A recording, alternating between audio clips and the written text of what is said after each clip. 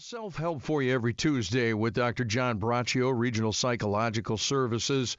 I dare say today's subject, I think all of us are suffer from time to time. I don't know that freak is a medical term, but I would say there are certain situations I think we all just like to be in control. Doc Braccio, good morning. What's up, Doc? Well, good morning to you, and I agree with you. Everybody at times wants to control things, but the control freak, now there is no psychological diagnosis for this, but it's a term people understand, and it is clearly used to identify people who try to control every aspect of many, if not most things in their lives. So this is not the average person wanting to control certain aspects of their life, which we all do when we need to do at times. But we're thinking about the havoc they cause the persons they interact with as they tend to deal them out of possible joint activities or demand they behave exactly as a control freak states, just the way they want you to be. And control freaks are often the result of high levels of anxiety, low self-esteem, fear of failure, personality disorders, perfectionism, and a clear overriding desire to really control all aspects of the situation.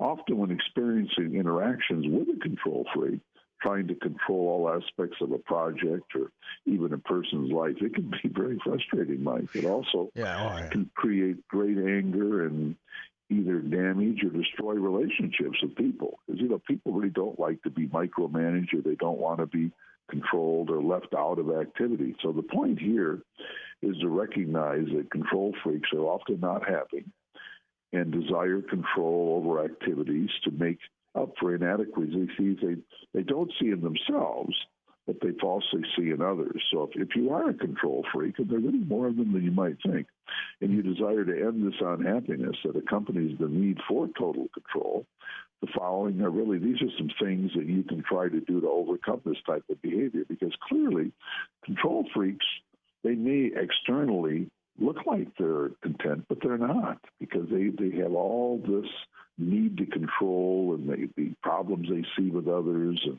only they can do it. Okay, so if you do find you're this way, that you're really trying to control things to a very mentally just inappropriate way, you've got to figure, why are you doing it? Find the reason. Is it control? Is it reducing anxiety? Is it fear of failure?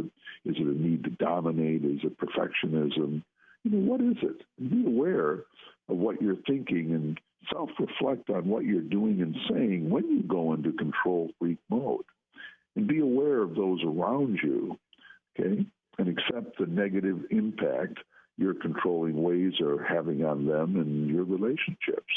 And then talk to friends, associates, or family that you're comfortable with to determine just how they see you. Get suggestions from them on how you might become more reasonable and less controlling.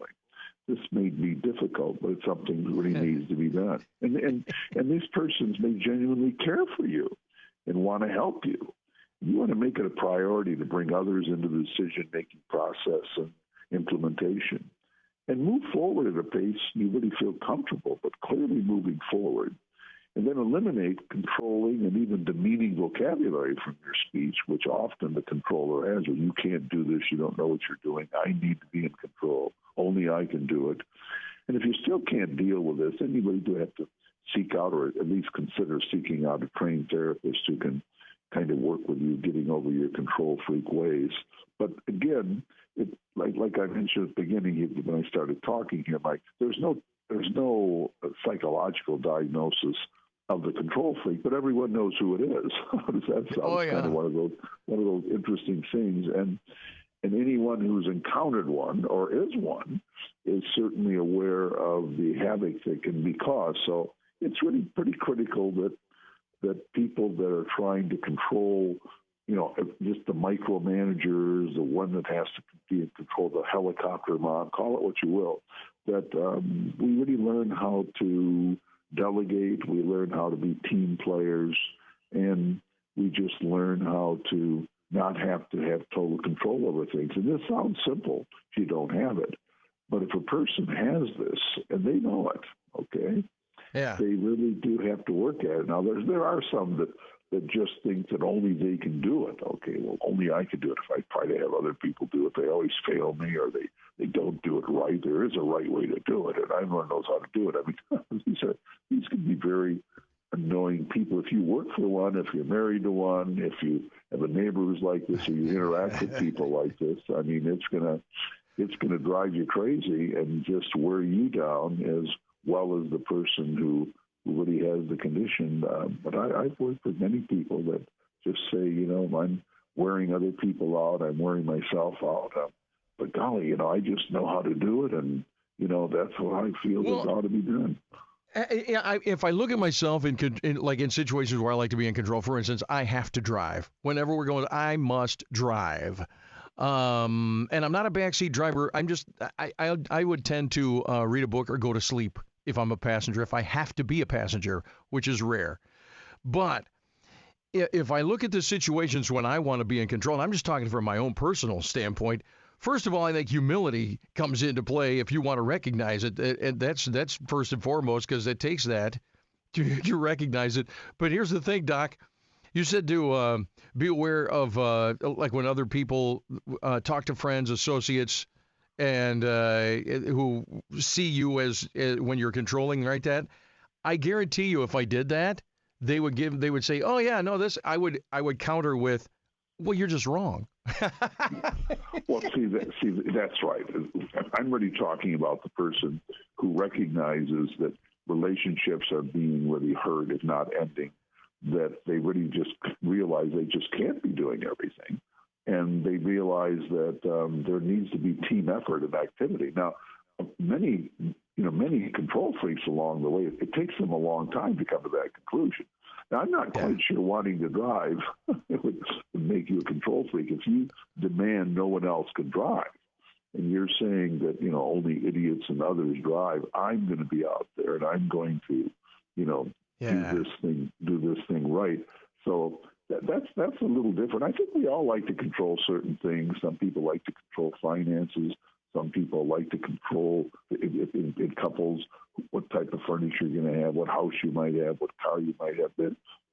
People within relationships often will have breakdowns of who's in control of certain things. But if you're the person who wants to control everything, and you're always there, and then finding fault with others is another reason. I have to do this because people are idiots and fools.